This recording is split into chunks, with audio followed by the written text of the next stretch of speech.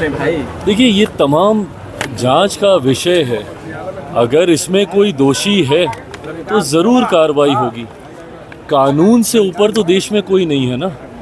आप अगर किसी पार्टी के बड़े नेता हैं इसलिए आपके ऊपर कार्रवाई नहीं होगी, या आप किसी बड़े परिवार से आते हैं इसलिए आपके ऊपर कार्रवाई नहीं होनी चाहिए। और इस तरीके से जांच की प्रक्रिया को प्रभावित करने के प्रयास के साथ इस तरीके से प्रदर्शन आंदोलन करना मुझे नहीं लगता ये उचित है।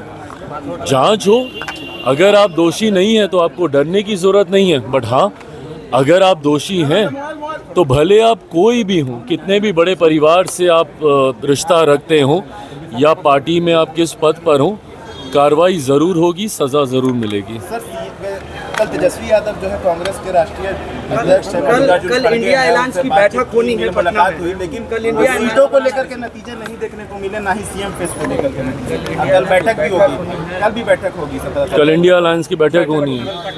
हाँ तो ठीक है, करें बैठक भाई, क्योंकि इन लोगों के बीच में तो बहुत ही विवाद है। जिस तरीके से कांग्रेस, और हम बार बार इस बात को कह रहे हैं, एक वर्चस्व की लड़ाई गठबंधन के घटक दलों के बीच चल रही है। राजद जिस तरीके से अपने आप को एसर्ट करने का प्रयास कर रही है, अपने चेहरे को आगे करने का प्रयास कर रही है, उसी तरीके से कांग्रेस भी अब ना सीटों को लेकर कोई समझौता करने के मूड में दिख रही है, और ना ही सीएम फेस में अपने आप को रेस से बाहर करना चाह रही है। ऐसे नेताओं के साथ उन्होंने गठबंधन या उनको अपने साथ शामिल करने की सोच रखी है, जिससे राजद को लंबे समय से ऐतराज़ रहा है। जिस तरीके से पप्पू यादव जी भी इनके अधिवेशन गए, वहाँ पर बातचीत हुई, ये तमाम चीज़ें दर्शा रहा है कि कहीं ना कहीं सब कुछ ठीक तो नहीं है। तथाकथित महागठबंधन या इंडिया अलायंस जो भी है, सब कुछ वहाँ पे ठीक नहीं है। तो ऐसे में कल अगर इनकी बैठक होगी, मुझे लगता है आपस के विवाद को ही ये लोग सुलझा लें, वही बहुत बड़ी बात होगी। But having said it all, मैं बार बार इस बात को कहता हूँ कि कितनी भी मेहनत कर लें, कितना भी प्रयास कर लें, जिस तरीके से एनडीए अलायंस आज की तारीख में मजबूती से आगे बढ़ रहा है, जिस तरीके से एकजुटता हम लोगों के गठबंधन के पांचों दलों के बीच में है, और ये अपने में एक स्ट्रॉन्ग विनिंग अलायंस है। जिस तरीके से हमारे देश के प्रधानमंत्री बार बार बिहार आने का वो काम कर रहे हैं, लोकसभा के दौरान किए गए अपने वादों को पूरा करने का काम कर रहे हैं। आदरणीय गृह मंत्री जी जब आते हैं, उस वक्त हम लोग एनडीए के पांचों दल एक साथ बैठते हैं।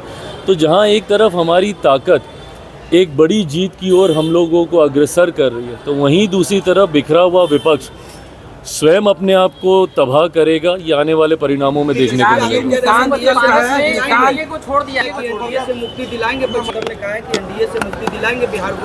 ये ऐसी बड़ी बड़ी बातें ये लोग ना जाने कितने चुनाव से लोग कर रहे हैं। लोकसभा के चुनाव में हर बार ये लोग ऐसे ही बड़े बड़े दावे करते हैं। क्या हुआ, कितनी सीटें जीत पाए ये लोग, कितने पे लड़े थे और कितनी जीते, ये भी ये लोग देख लें। तो ऐसे में बातें करने से नहीं होगा। है क्या आपके पास जनता के बीच लेके जाने के लिए? 90 का वो दशक जहाँ पे अपराध और भ्रष्टाचार चरम सीमा पे था, क्या है आपकी बिहार को लेकर सोच? बताए ना। जिस दल के पास सोच नहीं, जिस गठबंधन के पास कोई विजन नहीं, बिहार को कैसे आप विकसित बनाएंगे? आप ही की वजह से बिहार आज बर्बादी की कगार पर आकर खड़ा हुआ है। ऐसे में जनता आपके ऊपर क्यों विश्वास करेगी? और जनता आपके ऊपर विश्वास नहीं करती, इसीलिए बार बार आपका गठबंधन राष्ट्रीय स्तर से लेके अलग अलग राज्यों में हार का उनको सामना करना पड़ता है। आप बता दीजिए, महाराष्ट्र में किस तरीके से इन लोगों का गठबंधन हारा, हरियाणा में किस तरीके से, दिल्ली में जिस तरीके से इन लोगों की हार हुई। विपक्ष आज की तारीख में कम से कम जनता के बीच अपना विश्वास पूरी तरीके से खो चुका है। ये लोग अलग अलग विषयों को लेकर मुद्दा बनाते हैं, वक्त को लेकर दुनिया भर का ये लोग आंदोलन करने का काम करते हैं। जब ये विषय आता है, क्यों नहीं इनके कोई बड़ा नेता जाके सदन में बोलता है? जब ये वक्त की जब बात चल रही थी, तो राहुल गांधी जी, प्रियंका गांधी जी, इन लोगों ने तो बोलना तक ज़रूरी नहीं समझा। जितने विपक्ष के बड़े नेता हैं, ऐसे समय में वो लोग खामोश हो जाते हैं। और तो और एलओपी होने के बावजूद राहुल जी मौजूद भी नहीं थे मोस्ट ऑफ द टाइम जब वहाँ पे डिस्कशन हो रहा था। तो ऐसे में आपके पास कोई विषय नहीं है, आप लोगों के पास कोई नीति नहीं है, कोई विजन नहीं है, तो जनता क्यों आपके ऊपर विश्वास करेगी? तो सिर्फ कहने से कि एनडीए की समाप्ति हम लोग करेंगे, नहीं होने वाला। एनडीए पूरी मजबूती से बिहार विधानसभा चुनाव परिणामों के बाद एक ऐतिहासिक जीत के साथ हम लोग सरकार बनाएंगे।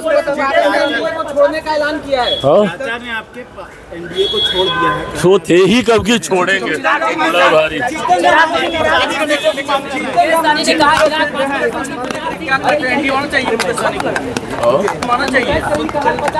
तो अभी कोई चर्चा का विषय ही नहीं है, ये कोई चर्चा का। मांझी जी 40 सीट मांग रहे हैं सरकार में कि हमको अपनी बातें रखने का हक अधिकार हर किसी को है, बट ये सार्वजनिक मंच पे की जाने वाली चर्चाएं नहीं है।